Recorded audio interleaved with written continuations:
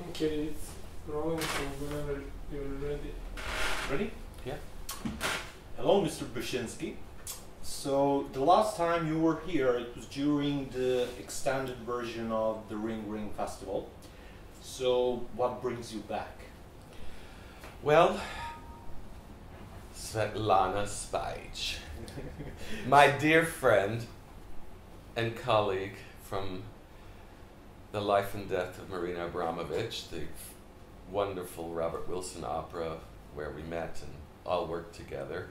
Actually, I've been on an extended tour this spring and summer all over Europe. And last weekend, I had the great honor of playing at the Taron Neue Musica Festival in Katowice, Poland, where the Polish National Radio Symphony Orchestra, one of the finest orchestras in Europe, performed Disintegration Loop 1 and 2 in this brand new state-of-the-art concert hall. And I did a solo show as well. They had also a whole bunch of great acts there, which I got to see a few of, which is rare. So we had a week before the last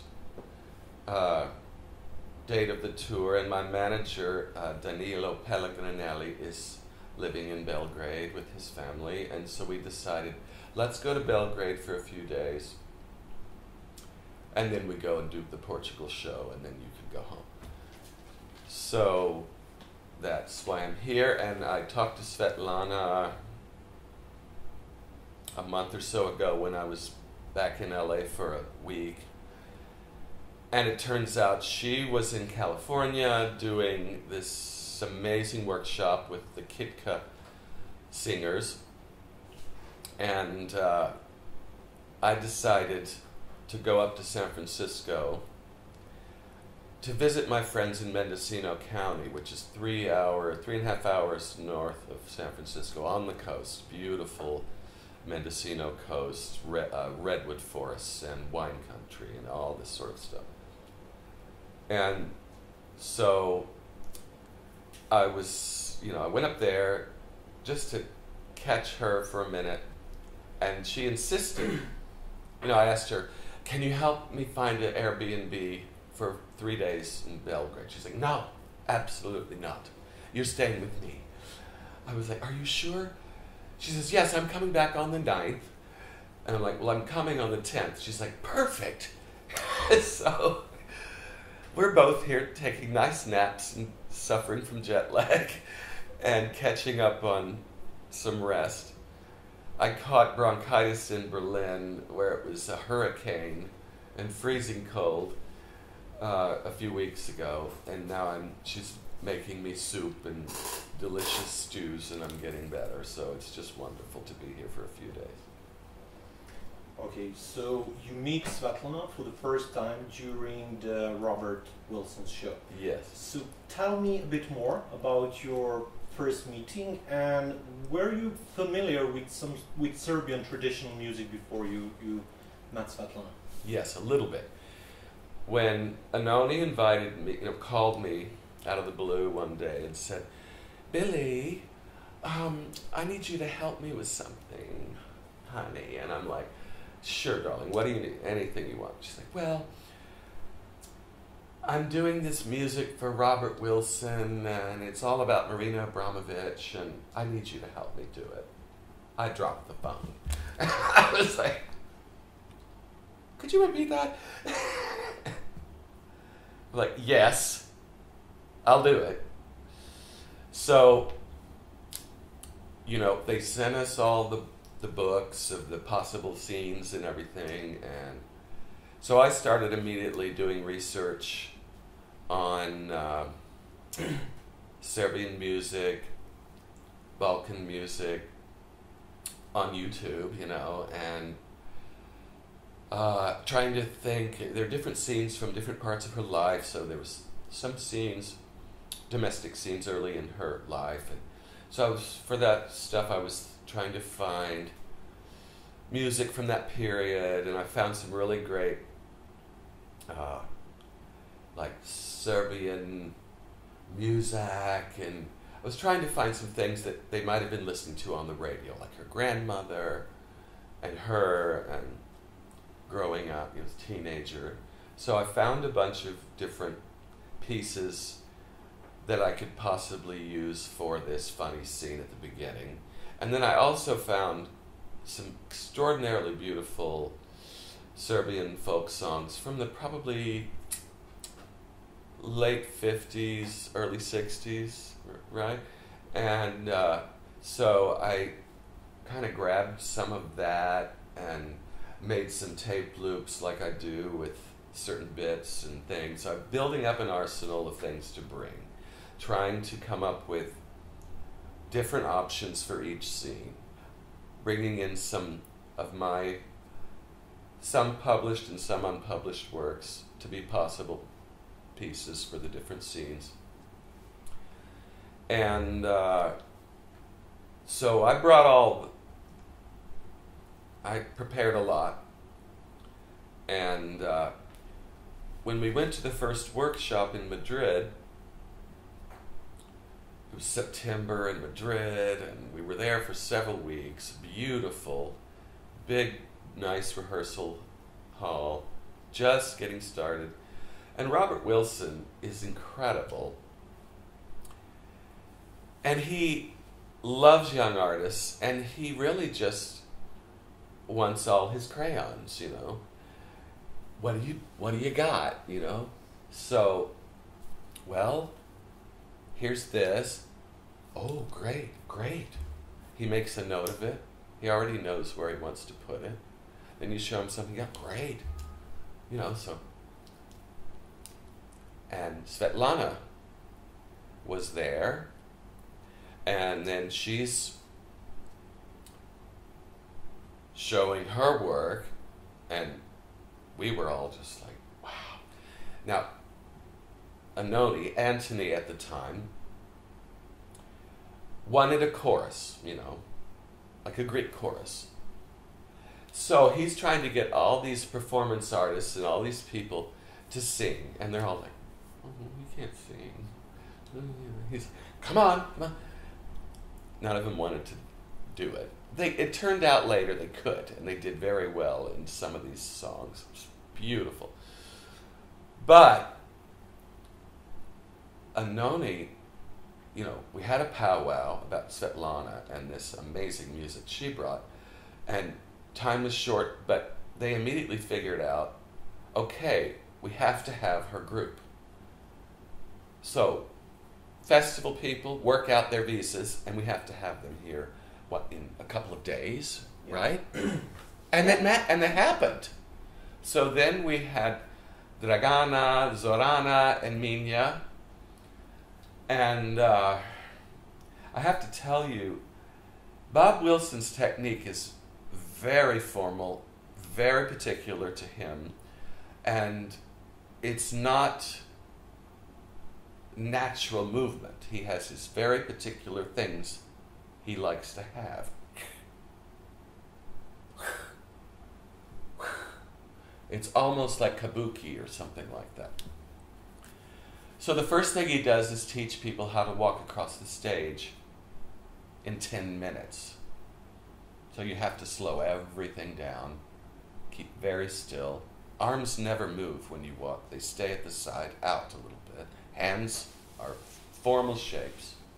Everything is shapes, like cartoons. Well, Svetlana and the girls from here were the first ones to be able to just lock into it. It was incredible.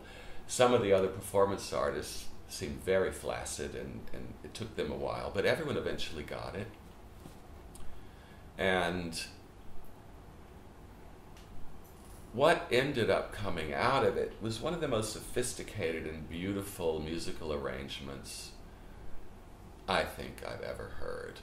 It was just, it turned out so beautiful. And I only got to see opening nights on some of the shows because I was considered a director, and the budgets are very tight on these kind of big things. You've got 50 people getting paid, and backstage and back of house and back of studio, front of house, on stage, orchestra pit. But I was sitting next to Bob because all my work was in the can already, you know.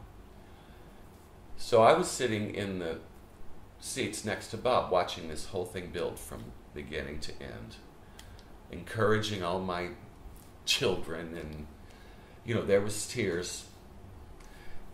Bob's tough if he doesn't get what he needs.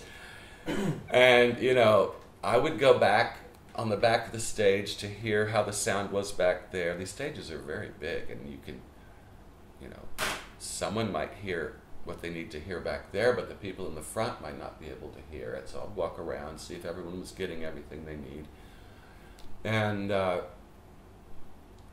sit there and Bob, and he would ask me about certain things. I would tell him what I thought, and he would tell incredible stories. Sometimes he'd go off and tell us about Marlene Dietrich and, just all kinds of things. A learning experience, to say the least. And it just built into this magnificent thing. And, you know, when we were in Manchester, like 2 days before the first previews, this whole sound team really, there's an orchestra in the pit and lots of computers. Lots of technical stuff. Everyone needs to hear what they're doing. Bob likes to work with his lights, his Rothko lights and everything, and spends a lot of time calling out numbers to his lighting designers. Ice blue, 10, 14, 11, lock, you know, and we didn't have a sound check. And it was sounding like a disaster. No one could hear anything. Well, they accidentally almost killed Anthony by dropping a curtain on her head, and she flipped out. Not to mention that everyone behind stage was stomping around, screaming and yelling while she's trying to do her thing. She had a fit. And it was great. The next day we got a proper sound check, the last minute, and they pulled it all together. And then I think the first preview was not so good, and I was a nervous wreck, but opening night was fantastic. We did it. It was a triumph. And then, you know, they would send me home. We'd party all night, and I'd have to get on a plane to go home. I actually missed a flight one time, which cost me all my frequent flyer miles to get back. But then the kids had to go on and do it themselves. All the directors leave, and the assistant directors have to handle everything. The kids just have to do it by themselves, right? So you kids had to do 12 shows, and then I missed my baby. Okay, so related to the previous question, a lot of contemporary or minimalist music has been inspired or influenced by various folk traditions. For example, Lou Harrison comes to mind with gamelan, or Reich with Javan music, etc., Harry Partch with Greek microtonal stuff. So where is there a magic point in time where the contemporary music and traditional music meet? Gee, I don't know how to answer that question. I'm not a musicologist.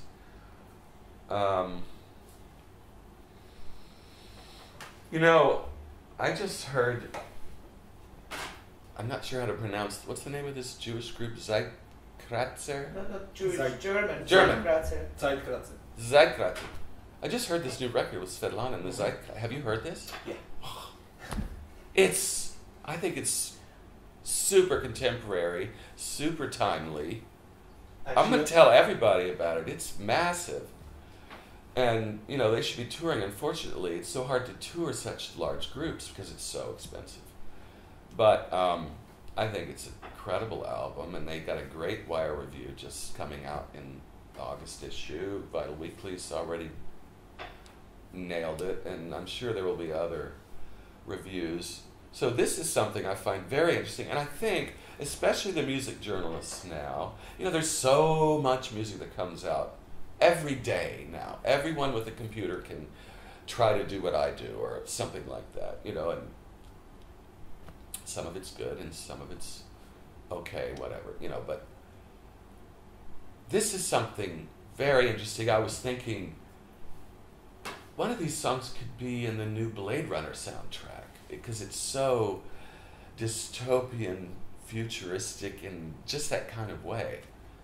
So we have to see if Johan Johansson has room for someone else in his score. I'm sure it's probably too late now, but in an ideal world, Actually, for me, when I heard the Balkan music, these modes and these melancholy just totally resonates with me. And it turned out with Svetlana, I brought a few pieces. I brought this overture that I created, and it ended up, first thing I showed Bob, well, this is the overture. Great. And he had Svetlana come in. You've got this scene at the beginning. This is doors open, the first scene is already presented. And it's these black curtains coming down. There's 3 marinas in state. There's 3 Dobermans wandering around with red painted bones sitting around. And this overture comes on, building out of a one tone and gradually coming up. And then Svetlana came in with this beautiful song, a mournful song, and then it fades away as the lights gradually fade. And then there's a very fast change. Bob knows how, he does these things called knee plays, where he has things happen out in front of the curtain for curtain changes, so there's no lag time. So then something else happens that's kind of crazy and stuff, with maybe Marina's pictures as a little girl, and her face is going, and then the next scene is this ridiculous scene in the domestic apartment with her grandmother and a washing machine, the newest thing. And Marina's fascinated as a little girl, with this machine, and ends up getting caught in it, and the plumber has to drag her out, and they break the machine, and then the mother comes home, and there's hell to pay. Just hilarious. It was insane. A lot of humor, a lot of drama, but Bob always likes to have a counterpoint against melodrama. He hates to have it be too sad, so he would always throw in a wrench to ruin the beauty we thought at first of what we were creating. But Anthony was brilliant in the team of musicians that he brought together, because at first in Madrid, when we were just doing the workshop to show all these different 4 theater impresarios that were funding the whole thing, it was very dramatic and tear-jerking, and it was just me and Anoni and Svetlana and the girls. But then Anoni brought in the guys from Matmos and some of his other team of musicians that he's worked with the Johnsons. Ended up being great, because Bob likes every color in the crayon box, and Anoni and I are pretty much purple and blue. So the Matmos guys had all the red, orange, white hot, crazy shit, that Bob needed to ruin a moment or, break something. And Svetlana provided this amazing scene with marching, and that went on forever. I don't know how you did that every night. She had to sing this, how long is that scene? 10 minutes? 15 minutes. 15 minutes. Beautiful. Very important. The end of the first act. And then Anoni comes out and sings this really beautiful song, and all of the cast is in these military uniforms with flags. They've been all marching around. It's chaos, and then they all start to put down their flags and start walking forward very slowly, and they're singing this song with a noni. It was tearjerker in the first act, and it came together beautifully. It was the experience of a lifetime, I would say. And then, the thing about it is, we all became such close friends for life. So, still friends with everybody. Yeah, actually, I was lucky enough to see Zeitkreuzer live with Svetlana Spajić 2 years ago on Ring Ring Festival, and it was one of the most amazing gigs ever. Oh, I wish I could have seen it. It was amazing. Okay, so let's focus a little bit on some of your recent works. So your recent record, Shadow in Time, is dedicated to David Robert Johnson, or should I say David Jones? Bowie? Yeah. Okay, Jones. Sorry, or should I say David Bowie? Yeah. So okay, this was a very touching eulogy to one of the greatest figures of modern music. So could you tell me about your intimate relationship, artistic relationship with this figure? Well, Bowie was just, I grew up, I was born in 58, like Madonna, Prince, and Michael Jackson. In Chinese astrology, it's the year of the Earth Dog, but I call it the year of the Diamond Dogs, because you got a lot of sparkly personalities coming out that year. And when I discovered Bowie, I was teenager and,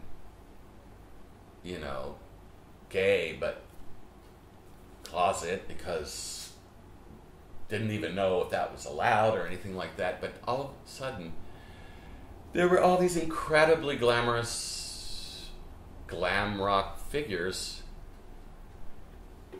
Bowie, Elton John, Lou Reed, Queen, doing all this incredible, very sophisticated music. And that Bowie was just this creature from outer space. No one had ever seen anything like it. So, made a huge impression on me. I was trained as a classical clarinetist. I was in one of the most advanced music high schools in the United States. In Texas, the music departments in these big schools, like the one I went to, had very fine funding and incredible music directors, and we worked on very difficult music and toured and went to contests and won, and I was first chair clarinet when I was 16. My teachers wanted me to be, first chair Philharmonic or something like that in New York. But I wanted to be Bowie, so that was a little disconnect.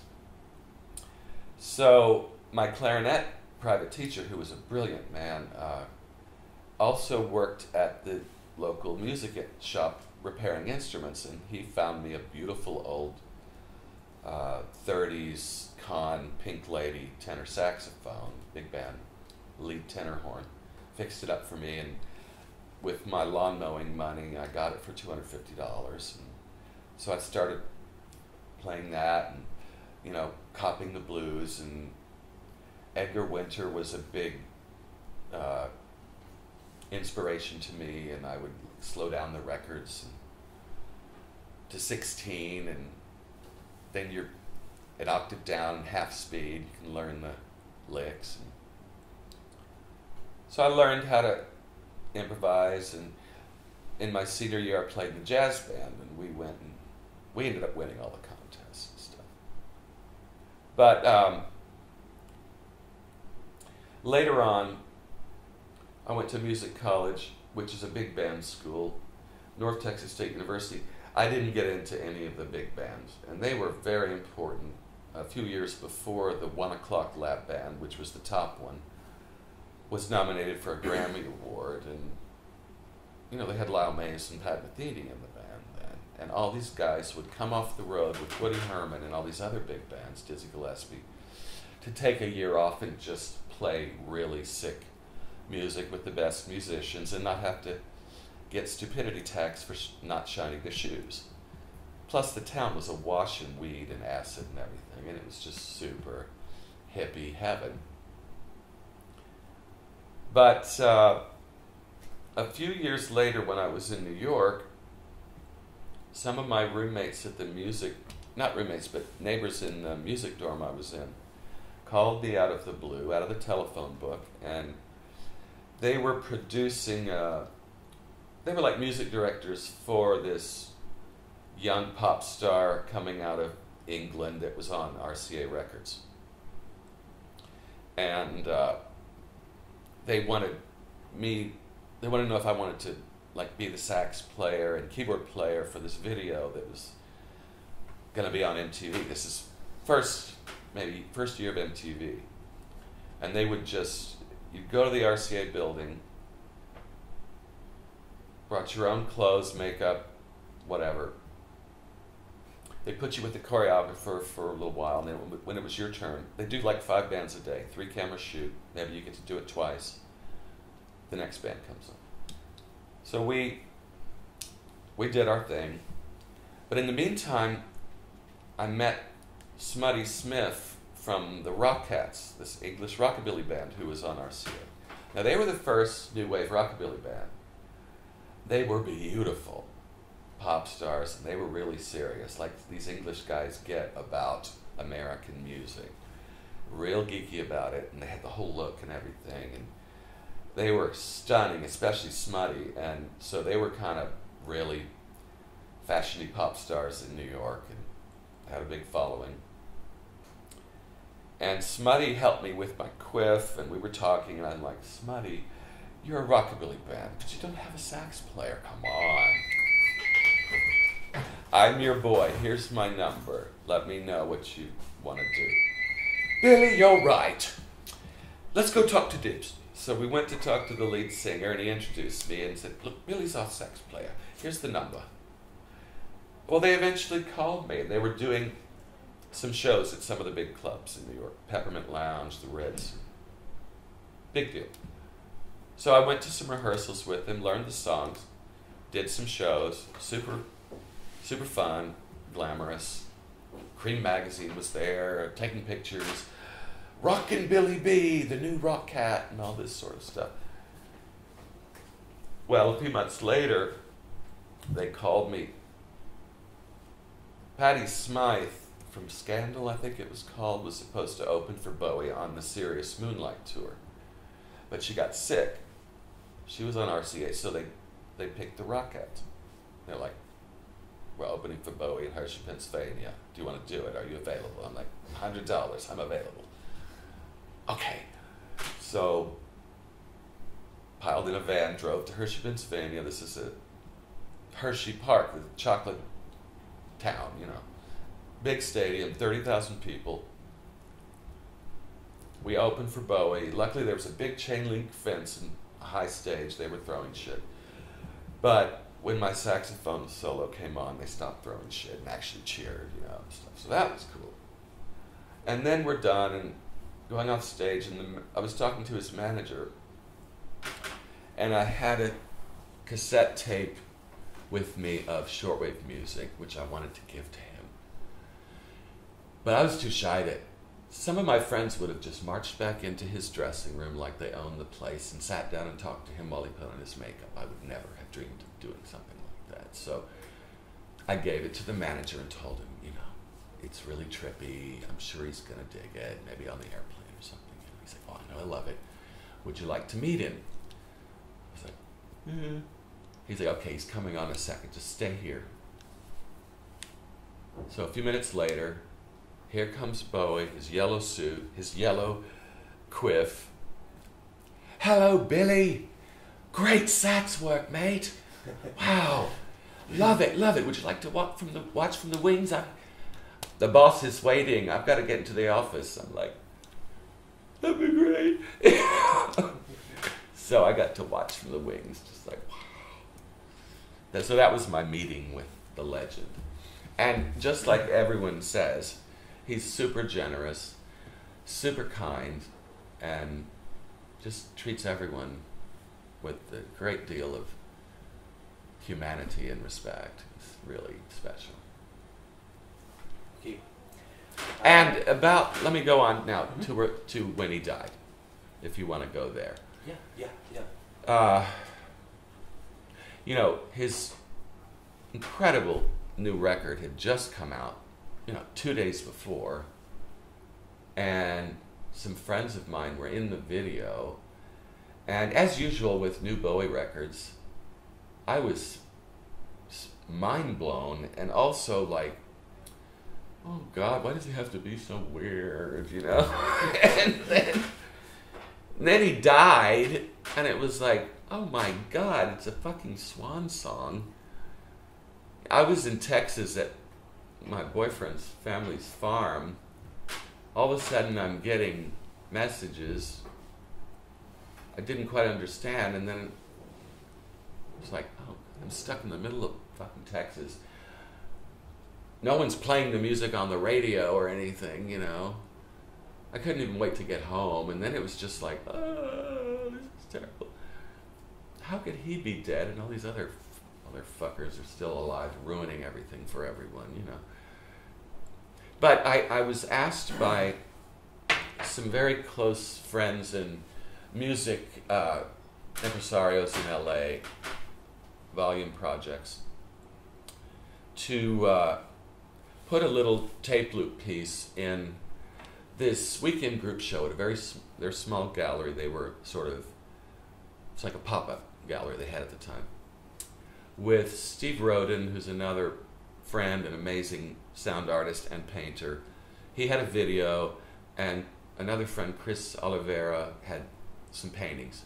It ended up being a really cool show. Now, I was going to put one of my big Norelco tape decks with the loop on it, but couldn't find anything I liked.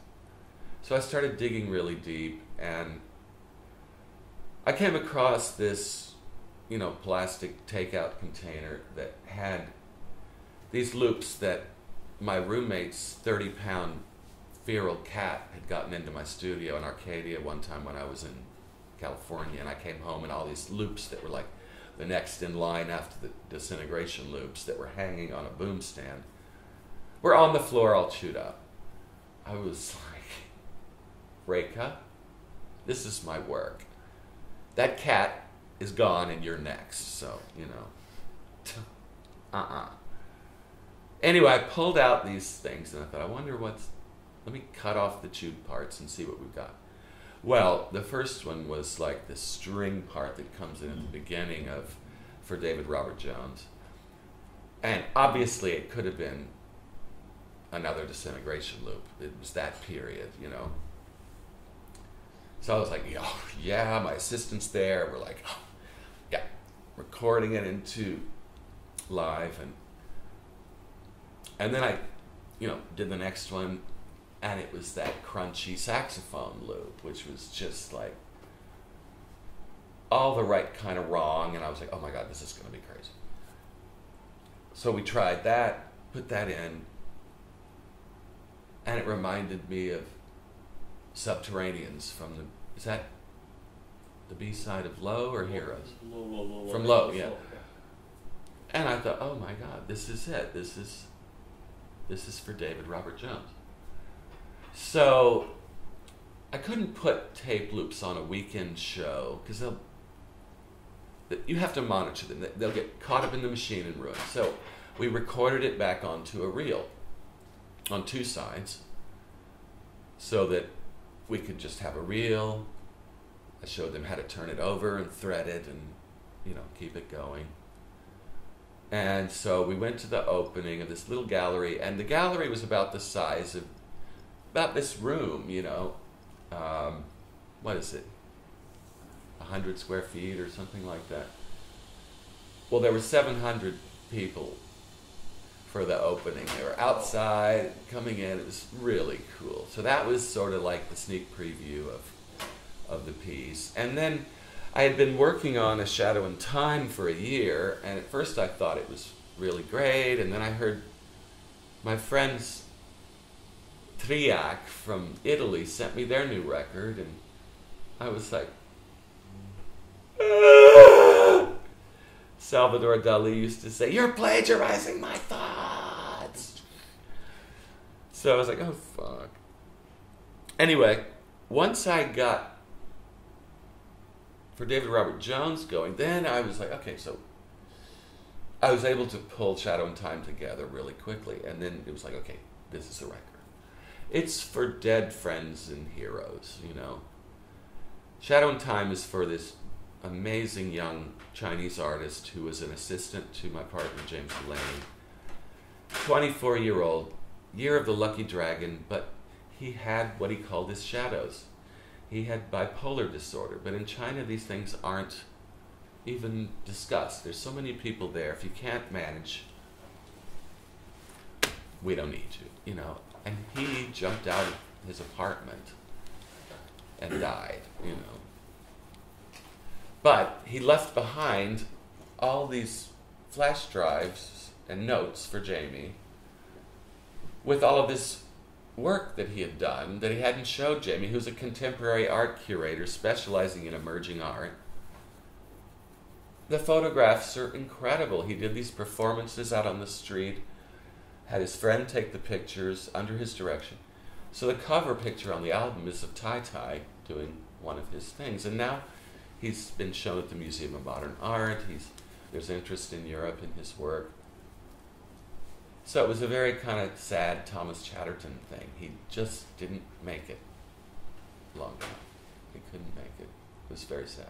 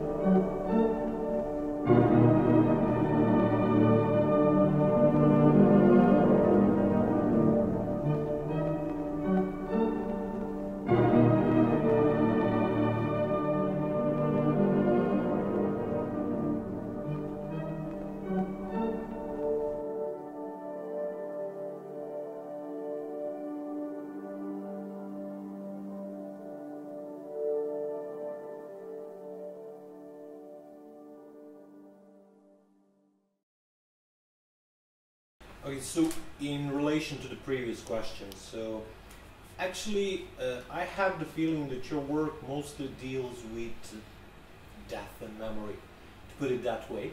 I mean, a lot of modern music theorists linked repetitive music to Freudian thanatos, death, instinct of death, and actually your work always reminded me, when it comes to the memory part, your work always reminded me of Stan Breckich's works. Oh, I love Stan. Yeah, because In Stan Brakhage shorts, there is this, you know, organic beauty made out of decay, and also I had the feeling that his movies were kind of like a visual representation of memory, and I had similar feeling with your music, like audio recording of memory. So, what do you think about this this link, you know, to death and memory? Is there a flavor of Thanatos in repetitive music? I don't know. I have to leave that up to the philosophers. But I'm always searching for transcendence, you know.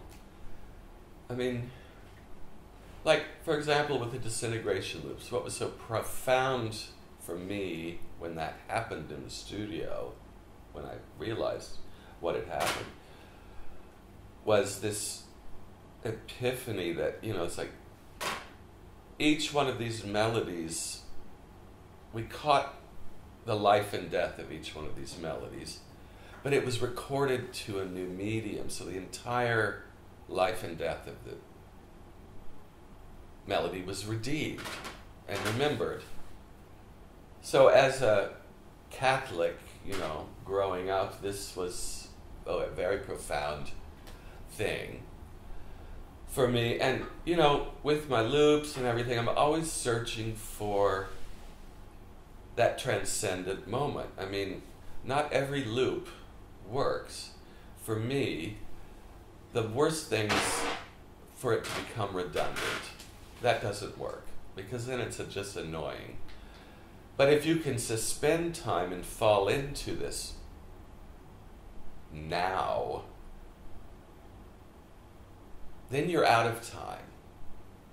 And this is, you know, of course, our memories are loops, and sometimes there's bad loops that torture us. I call them feedback loops and things. And you know how feedback is. It destroys the melody. So you have to work very carefully with feedback and manage it before it will destroy everything. I think we're going through a lot of very bad feedback loops right now in the world that are getting out of control.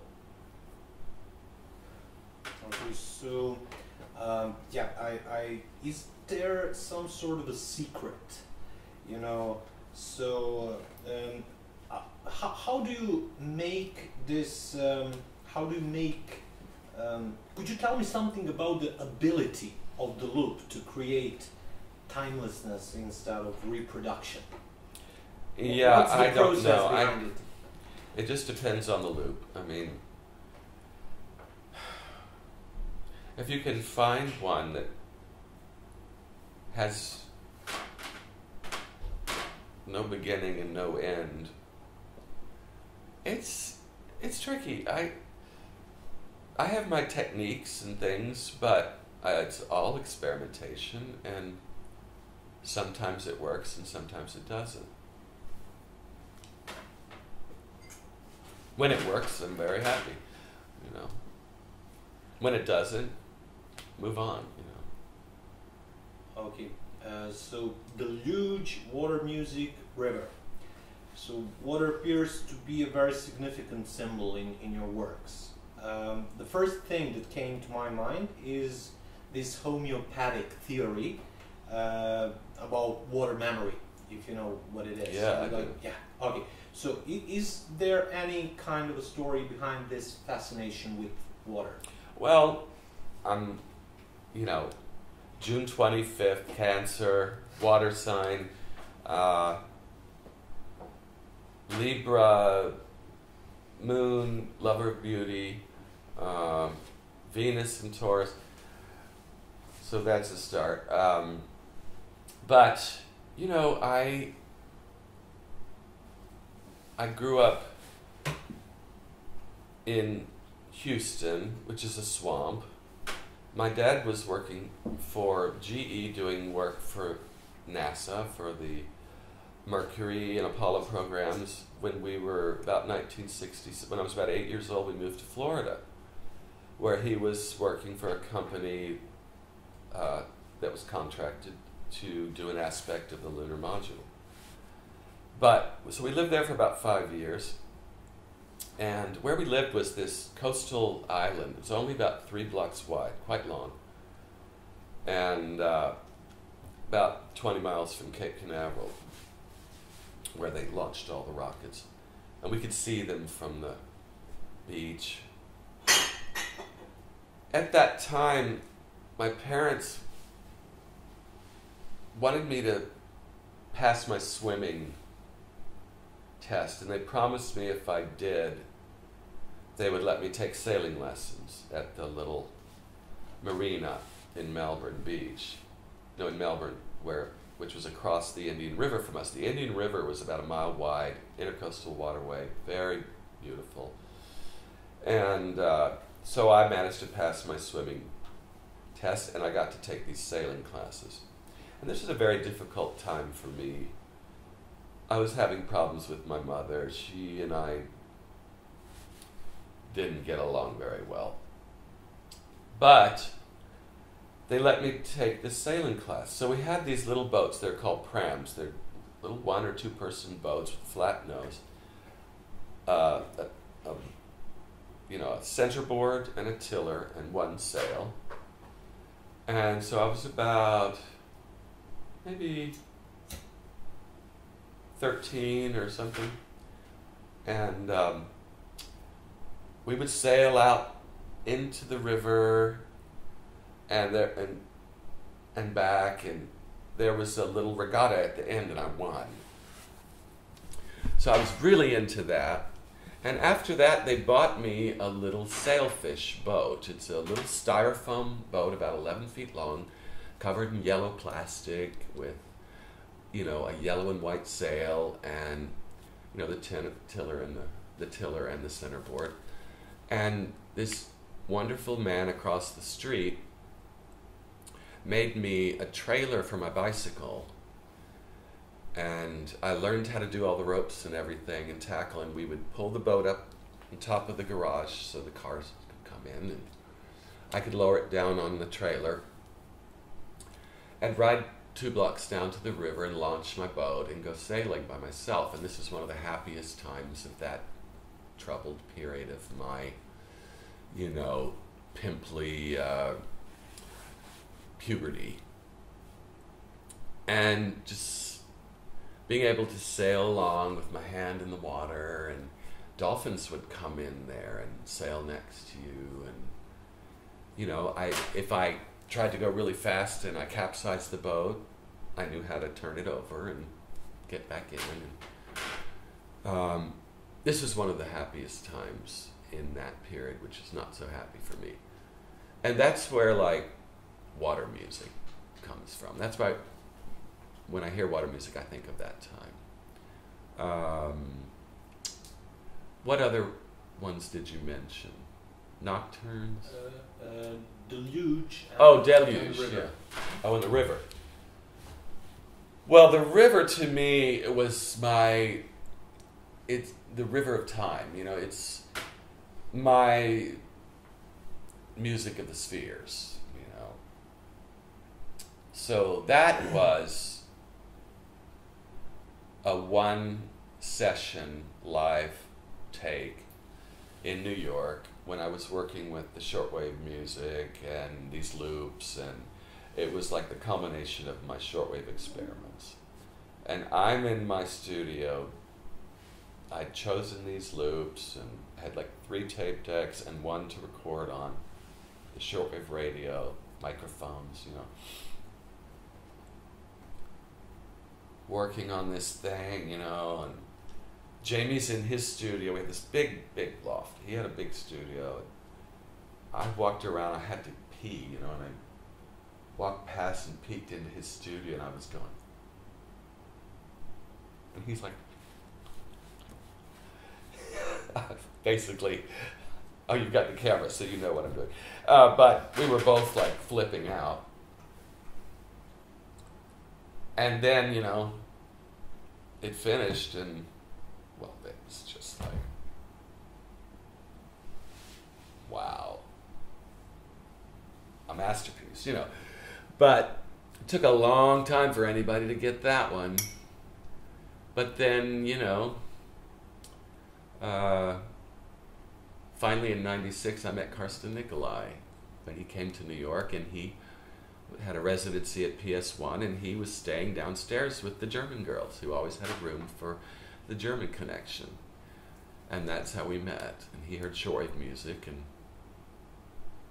it's like, oh my God. And then he eventually asked me to release a record, and I'd been waiting to hear that for 20 years. I'm like, yeah, that'd be great.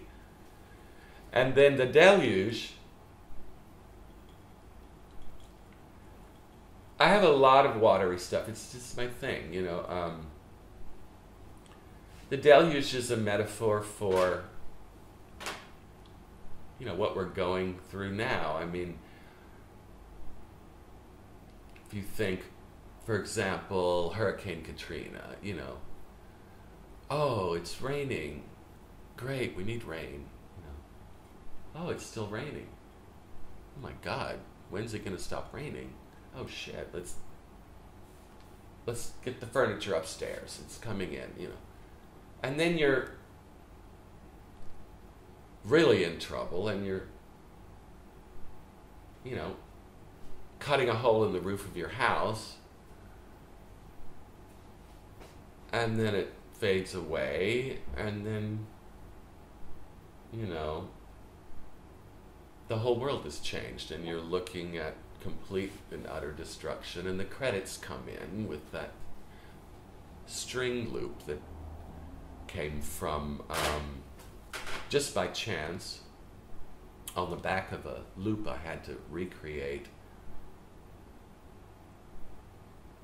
for a tape deck that decided it wouldn't play on the speed I wanted and had to only play on the speed it wanted. And I used some old tape. People always give me reel-to-reels of tape. Well, it turned out to be a weird cut-up from Strauss's Vienna Bonbon. So that's like the movie credits.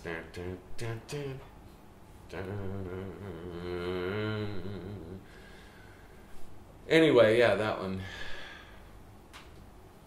A warning. Okay, since you mentioned shortwave music, so the first time I actually heard of you was back in 2003, and there was this announcement on Durtra website about the release of movements in Chrome Primitive. Variations. So I guess you met David Tibet through Anthony. Yes. From Anthony and the Johnson. Tell me, do you still have any kind of contact with him? I do, not frequently, but I get the, I always get the notices, and I always read them, and I always, you know, say hello back. I get so much email now and everything, it's hard to even keep up with it, and it gets so old. But I love David, and he was one of the first supporters, and, you know, once, you know, I helped Nona get started, and then she's always been incredibly supportive of me and loved my early works when she started hearing them, and always told she told everyone in London about it, David Tibet, and you know, after 9/11, I had just started doing email in the summer of 2001, and they were all so supportive and everything, and yeah, David heard, Anoni sent David the Variations double CD, and he said, I want to do it. And so David and Die Stadt Music collaborated on that release. And that came out, when was it, 2003? 2004. 2004. Actually, the same time as the river. There was an announcement, I think, on a Durtra website, you know, like variations in Chrome Primitive, you know, will be released, blah, blah, blah, etc. Yeah.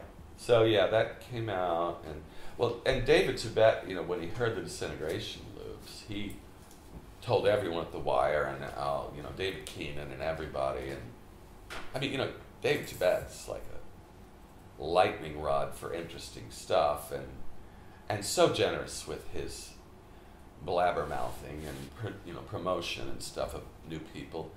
So he told all of them, and then The Wire was right there when I released the Disintegration Luke first album in June.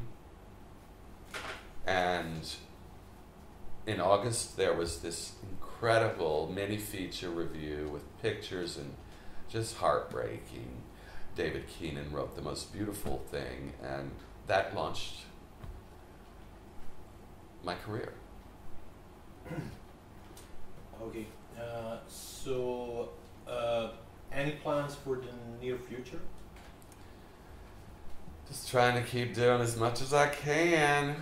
You know, I've got a lot more touring this year.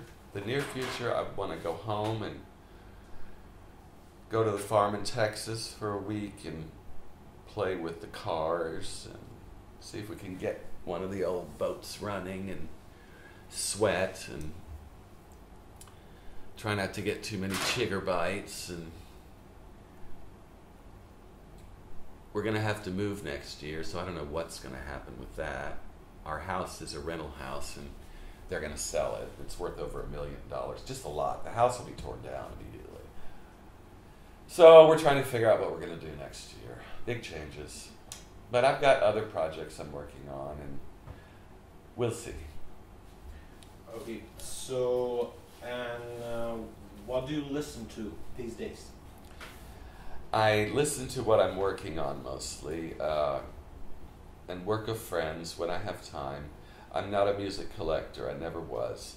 A lot of musicians have libraries this big, and you know, they do playlists and stuff. I don't do that. I never did. I was never a record collector. Jamie always did that. He has great playlists. And, you know, sometimes I listen to the radio. If I like it, I leave it on. If it gets annoying, I turn it off. Other times I don't listen to anything. But I spend a lot of time working on music. So, you know, you can't listen to music and make music because there's only one set of ears and brain. So I listen to what I'm working on mostly. Okay. Okay, Mr. Basinski, thank you very much for the interview. It's been a pleasure. So all the best with your work in the future, and I hope you enjoy, you know, the rest of the time you'll spend in Belgrade. Thank you so much, and I know I will, and I hope to come back very soon. Maybe when it's more like October or something. It's much nicer as far as the heat goes, right? But I'm going to be meeting this heat in Texas. It'll be just like this when I get there, with plenty of mosquitoes and things like that. So, thank you again. Thank you Thank you as well.